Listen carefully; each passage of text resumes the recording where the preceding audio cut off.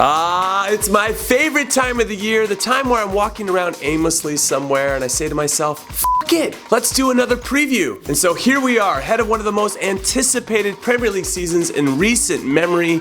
And this time around, I'm gonna get all my predictions right, suckers. And we're gonna start with my beloved Newcastle, who 1 year after getting relegated, won the second division in England, which is called the Championship, I think to make it seem like it's better than it really is. And they did it on the last day of the season to secure promotion back to the Premier Division, while hated rival Sunderland got relegated. So everything was on the up and up for the Toon. And I figured with Rafa Benitez and his Red Cheeks in charge, and with a full summer to strengthen his side, especially with the allure of playing in the Premier League, which seems to attract all the top talent from around the world, we would do something of significance, and we didn't. All we got of note was Christian fucking Atsu from Chelsea.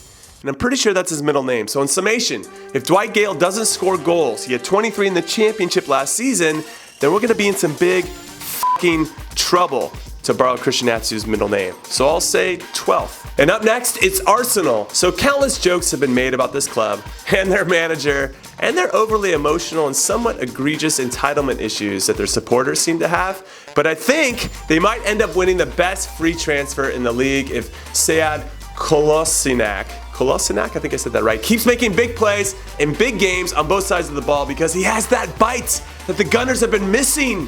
Though I think Granit Xhaka has it a little bit too. And I love the move for Alexander Lacazette, who's gonna score goals, but it still feels like they're one or two big players away from making a legitimate push for the title. And if they don't sign those one or two players, then what really determines success for Arsenal this season? Is it just getting in the top four? I mean, is that really success, or is it just more of the same? I feel like Arsenal fans deserve better. I don't know, that goes into their entitlement things. Do they really deserve better, or do they have the team that they exactly get and deserve? It doesn't matter, they're gonna get fourth. And now it's time to talk about the red team from Liverpool, also known as Liverpool. Now, first and foremost, I wanna say how much I love their manager, Jurgen Klopp. He at times can be very serious when he needs to be, but mostly he's enthusiastic and positive and funny, and for me, that's what makes him special. Unfortunately, the success of his team this season is going to come down to this special manager's one special player, Coutinho.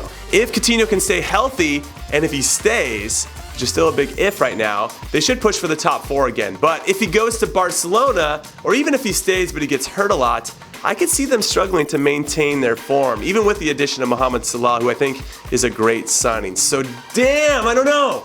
This one is tough because I love me some Klopp and I have nothing but respect for the Liverpool supporters, but they could only finish fourth after a season of not playing in Europe. And this season they're in the Champions League, and I think the demands on the team will be too high with a crowded schedule and all these games, and I just don't know. I mean, honestly, I'm gonna say sixth. And you know what? It's time to talk about Southampton, because they are a club that always seems like they're on the cusp of great things, only to have to settle for being the best of the second tier clubs. But what should they expect when their managers and their players get consistently plucked by the bigger clubs? Nothing! And now with new manager Mauricio Pellegrino in charge, not to be confused with Mauricio Pochettino, a man who led Alves to their first ever cup final in the Copa del Rey last season, and with stud center back Virgil van Dijk asking for a transfer, it's yet another summer of transition, and that's going to ultimately cost them this season. I'm going to say 10th. And next up, it's Brighton, who survived the grueling 46-game schedule in the Championship last season to get promoted to the Premier League for the first time in their history. And fun fact for you, it's 20 years after the club got saved from liquidation, which their whole story from then to now is remarkable in itself, but one worth telling at another time. So focusing only on what's in front of them and the daunting task of staying up, let me just say that their new goalkeeper, Matthew Ryan, cost them £6 million, which is the club's most expensive signing ever. £6 million! I mean, isn't that what Paul Pogba makes in 1 week? So as sad as this is to say, if you want to win or even to stay up in the Premier League, you have to spend an obscene amount of money to do so. And unfortunately, Brighton isn't spending enough and probably won't. So enjoy the bright lights in big cities while you can, fellas, because you're going straight back down. 19th. And now let's talk shop about Watford, who are cruising in mid-table purgatory, or 10th place after 32 games last season, but then they lost their last 6 to finish 1 spot out of the relegation zone, which was enough for the owners to have justified cause in their eyes to rid themselves of Italian manager Walter Mazzarri and replace him with 40-year-old Marco Silva, which makes him their 3rd manager in 3 years, who, fun fact for you, actually tried to come in and save Hull City from the drop last season, but it wasn't due to a lack of his success, since Hull earned 21 points in those 18 games, but more about Hull's slow start, which ultimately doomed them in the end. Also, back to Watford, this team revolves around captain Troy Deeney, so if he's hot, then so is his team, but due to his inconsistency, no one is quite sure when the hot starts and stops. But whatever. In summation, I like this managerial hire. I think he's shrewd enough to make sure they survive for the 4th consecutive season. 15th. And now this is what I like to call Burnley time. And by Burnley time, I mean fighting to not get relegated, because that's the only goal they should have, because listen to these statistics. Burnley only earned 7 points on the road last season, finally winning their first road game in April, which is a span of 8 months. I did the math for you. Also, they only scored 39 goals in 38 games last season, which is the worst output by any team that didn't get relegated. And they only averaged 42.7% possession in those games. Now, you know that I'm not that into statistics, but those stats suck some balls. And with their core of players largely intact, while every other club is getting better and better, I think the relegation battle will be on their front doorstep for most of the season, until relegation finally walks into their house and eats their food and sleeps on their couch, because it's coming, baby. 18th. And now we head to Claudio Ranieri's former club, Leicester City. And yes, I still can't believe he got fired less than a month after winning the award for the best manager on the planet. How is that even possible? But the people of today only want to know one thing. What have you done for me lately? And after Ranieri sucked for a while, it didn't matter if he and Leicester had miraculously won the league the season before, because that was then. And this was now, and shit had changed in their expectations, and now it was not good. And then his players turned against him, and that was it. It was over. Final. Peace out. However, they did have a fantastic run in the Champions League, so that was something. But they are not in Europe this upcoming season after finishing 11th, which is probably for the best. So this should give them some more energy to be more consistent in league play. I'll go 9th. And now let's talk about a team that was bold enough to hire an American manager only to fire him 85 days later. It's the Swansea Swans. So here's the deal. Their current manager, Paul Clement, did a wonderful job getting the club out of the relegation zone when he took over in December. But without their best player, 27-year-old Gylfi Sigurdsson. Well, he's been carrying the team on his back for a few seasons now, but he's looking likely to go to Everton. And because of that, I believe this season will be even tougher for Paul Clement and a real test of his managerial abilities. Can he do it? Or do they need to bring Brad Bobley back? 17th. And okay, I'm ready to talk about the defending champions, Chelsea. Because last season they finished with the 2nd most points and the most wins in league history. But they did that without having to compete in a European competition. And as their manager Antonio Conte has said, they got lucky to not suffer any significant injuries to their core players. So this season, expectations are high. They're playing in Europe. Their top scorer, Diego Costa, wants out. They missed out on their top target, Romelu Lukaku, but signed a very, very good striker, Alvaro Morata, who I believe will do well to combine with Chelsea's other super talented players, but I don't think he has that bite and that fight needed in this league to be successful consistently. Though I hope he proves me wrong. But back to the team overall, I just don't know if they have the squad depth to make a legitimate run in multiple competitions, and I think that's going to hurt them in the league. 3rd. And let's stay in London to talk about the Hammers of West Ham. Last season they suffered from 2 things. 1, poor home form that saw them pick up just 25 points at their new ground. It's unacceptable. And 2, complacency during games, which saw them drop 22 points from winning positions, which, as you know, and I just mentioned it, it's unacceptable. So this season, manager Slaven Bilic has gone for more experience, or as we like to call them, Manchester rejects. Joe Hart, Pablo Zabaleta, and Chicharito are all Premier League winners, while record signing Marko Arnautovic has magnificent hair. It's really good. I'm really a big fan. So they're going to offer experience and some personality, but that's not going to solve all of their problems, especially if they're counting on Joe Hart to shore up a defense. They gave up the 6th most goals last season.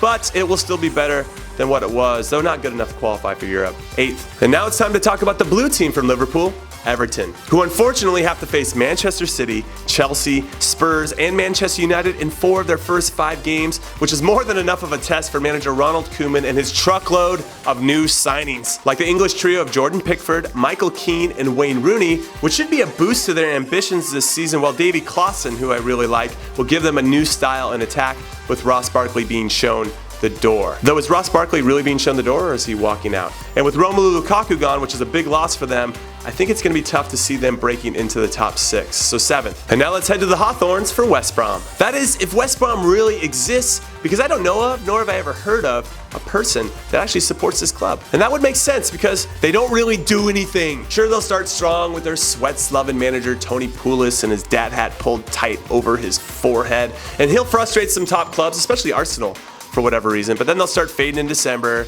Well, they'll win 5 games between January and March to pull away from the relegation zone, and they'll just call it a wrap by April. So 14th. And back to North London we go for Tottenham Hotspur, who have definitely been one of the quietest teams in Europe this transfer season with no new signings, which in many ways is understandable because they have a new stadium to finance and because they managed to hang on to all of their key players, minus Kyle Walker, if you considered him a key player. And many of these key players are entering their prime. Also, under manager Mauricio Pochettino, they finished with 64 points, 70 points, and 86 points, and finished above Arsenal for the first time in what feels like a billion years. But I don't see them getting better next season. I think they have peaked. And with Arsenal getting a little bit better and the Manchester clubs getting a little bit better, and because they're playing in Europe, where I think they're going to commit a lot more energy this season, so they're playing on Tuesdays and Wednesdays instead of Thursdays. And because they're playing their home games at Wembley Stadium where they have struggled, I really feel like they're going to drop out of the top 4 and finish 5th. I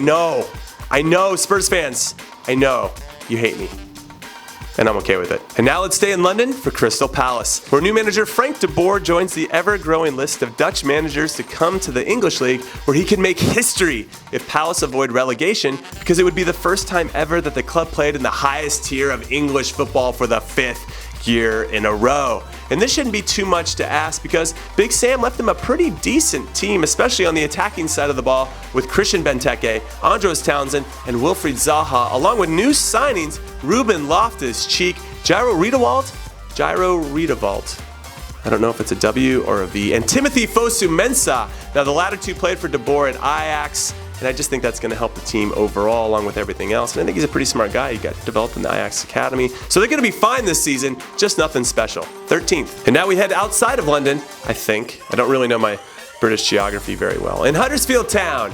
Now, first off, club chairman Dean Hoyle has promised not to sack German-American manager David Wagner, though if he was American, it'd be David Wagner, even if he finds himself in a relegation battle or if he gets relegated, which sadly automatically ruins the lovely storyline of Big Sam coming back to the Premier League to save his old club from relegation, which means no Big Sam, no party. 20th. And now it's time to talk about everyone's favorite mediocre and somewhat boring mid-table team, Stoke City, who went on a diet this summer and lost 5 players, most notably Marko Arnautovic, but they gained that weight back by signing 5 players of their own, including Darren Fletcher and Kurt Zuma. And they also got a group of young players Stoke fans should be excited about seeing this season. They got Ramadan, remember that name, Verlinden, Edwards, Timon, and Ngoy. But the word Stoke, young players, excited, have a chance, Shaqiri being consistent, they just don't seem right. So they're going to do what they always do and be bang average, 11th. And now let's talk about the Bournemouth Cherries, because after they impressively finished 9th last season, which might have been even higher if Chelsea hadn't recalled Nathan Ake from his loan midway through the season just to stick him on their bench. I mean, why? Chelsea, why? Why would you do that? Is that just because you can? Well, expectations are high for the Cherries, especially since they added the ageless wonder Jermaine Defoe to the squad, who had 15 goals for a very bad team last season. So he can partner with Joshua King, who had 16 goals. But as much as I want to hop on the Bournemouth hype train, choo-choo, I think last year was an aberration, and the other clubs know what they're about now, so they can't surprise anyone, which means this season is going to be a real grind for them, and they're going to finish 16th. And second to last on my list, but number 1 in many hearts after they became good again with the oil money, it's Manchester City, where manager Pep Guardiola's much anticipated debut last season in England was undone by his insistence on attacking, even with a ball-playing goalkeeper, which failed miserably. I don't know if there's any other way to say that. Well, forgetting, you know what? Defending is important too. We should defend. So he went out and spent £123.5 million on defenders and £34 million on a goalkeeper to make sure they got better in those areas of the field, which is going to help tremendously because he signed some very talented players. Also, and maybe most importantly, Pep now knows what this league is about. And this year of experience and failure to live up to his standards is only going to fuel him and his team to push for the title this season. I'm going to say second. And finally, it's Manchester United. And yes, I know I picked them to win the league last season and they finished 6-7 points off of the top 4, which is embarrassing. But this season is different. They won a few trophies together. They're more mature. There's no Pogba transfer drama or Wayne Rooney, should he play or should he not play drama surrounding the club. And most importantly, their manager Jose Mourinho, who is entering his second season as the main man of the Red Devils, has never not won the domestic title in his second season in charge of a club. I mean, how incredible is that statistic? And what a testament to him as a manager. And with important additions in the spine of his team, a striker Romelu Lukaku, central midfielder Nemanja Matic, and defender Victor Lindelof, coupled with the young players getting older and getting wiser. And I'm looking at you, Marcus Rashford and Anthony Martial. And with the potential of Zlatan coming back after he recovers from his serious injury, which would be awesome to see. And maybe having a key signing in the back, because I still think they're a little thin there during the January transfer window. And if they can stay injury-free, I think Mourinho pulls off his magic once again and wins the league first. So that's what I think is going to happen. What do you think? Also, and this is pretty rad, so pay attention. For the first time ever, we are doing a Warmballers Fantasy League for the Premier League. And it'll be in the classic system, so league table, not head-to-head. And we are offering prizes.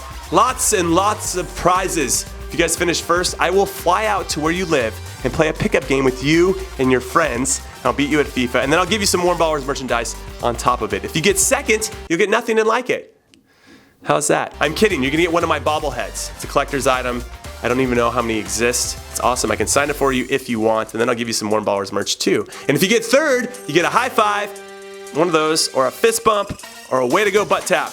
Way to go. And some Warmballers merch. So in order to join, all you have to do is email at we@warmballers.com. That's right, we@warmballers.com, and write, I'm in, and we will reply with the invite code. It's easy. And then I'll get to dominate all of you fools at this as well, because I can't wait to win playing a pickup game with me, which means I'll be playing by myself, which actually isn't as cool as it sounded in my head. Anyway, you have until next week to sign up, because the scoring will not start until week 2 of the season. So do your homework for the opening weekends.